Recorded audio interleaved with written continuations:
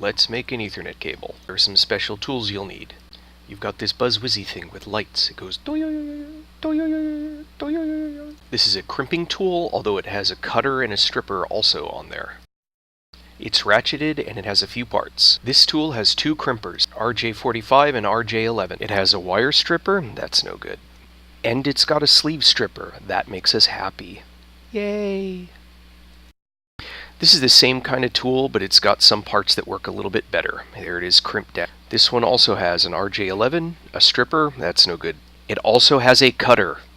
At the top, we've got the RJ45 adapter. That's the one we use.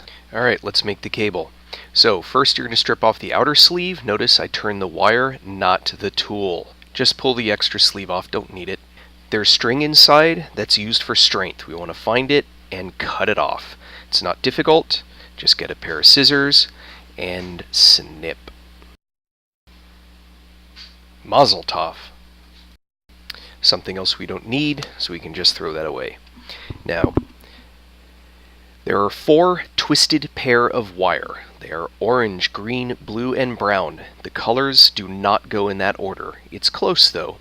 It's going to be orange stripe orange, green stripe blue, blue stripe green, brown stripe brown. Separate them out, untwist them, and try and get them as straight as you can.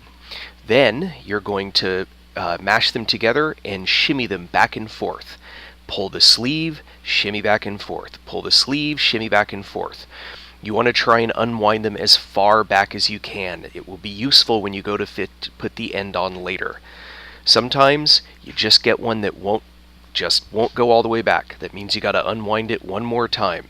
So do that, then go back. Mash them together, shimmy back and forth between your fingers.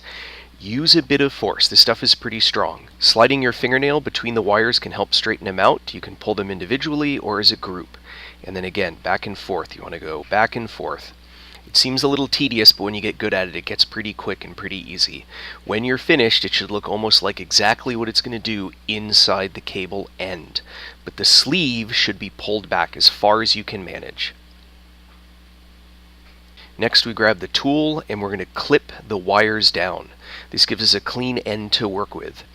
It's not particularly difficult. Try and keep them together. You do that by pressing and locking them inside the sleeve. And that is where the end will be applied. So this is what we're going to put into the end. Now, this is the magic part. You want to take the end and push down on the wires. Okay, push down. Then, while holding tight with the sleeve with the rest of your hand, push them in. That way the little wires embed deeply into the end and the sleeve gets under the trap. That's an important idea. It should go all the way to the end. And you check to the sides. Look, you can see the teeth are going to cover. Check the other side. Check the front. You want to make sure that you can see them all clearly, that there's copper or aluminum inside the line when you're going to crimp it. Push, squeeze the sleeve and push. Notice I'm squeezing the sleeve as I push it in. You want the inner wires to go in as much as you can.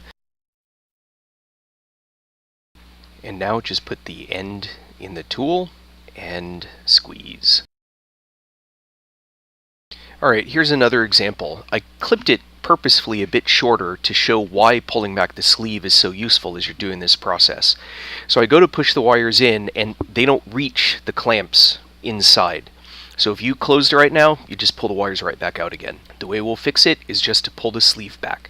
It's very common in this process for wires to get mixed up, so make sure you check that your order is still correct. So I'm back in the process of pulling and shaking, pulling and shimmying between the fingers. Notice the brown got flipped and the blue stripe and green got flipped. So line them back up and then go back through the process of straightening and shimmying back and forth and pulling on the sleeve.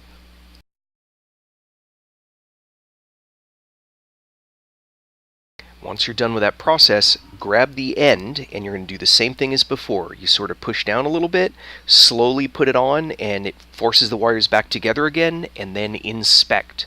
And inspect twice. Make sure that the clamps, the claws, are all going to go down into the wires. Make sure that they line up on the ends, and make sure the order is correct. So the last part I usually check is right on the end looking straight on. And I can see the tips of all of them, so that's the final. The order looks good. So we need to crimp the wire. That's easy enough. Put it in the tool, mash it, get the end, and now we're going to test it. So we plug it in, and we hope to get the